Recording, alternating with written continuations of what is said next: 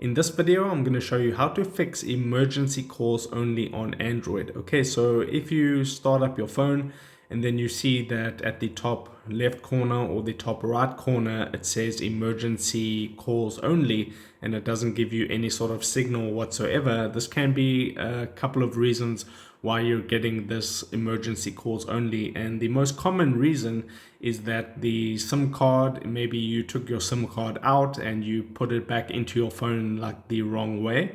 And then that's causing that to give you the emergency calls only. Your SIM card needs to be positioned correctly in your phone. So if you took it out for some reason, put it back in the wrong way, then you'll get that emergency calls only. So always double check that your SIM card is actually inserted the correct way into your phone, into your Android, and that 9 times out of 10 will fix the problem. Now, the other reason why you'll get that emergency calls only is if you're in an area that doesn't have any cellular service. So if you're in the mountains or something, and there's hardly any signal there, it might go and show you that emergency calls only.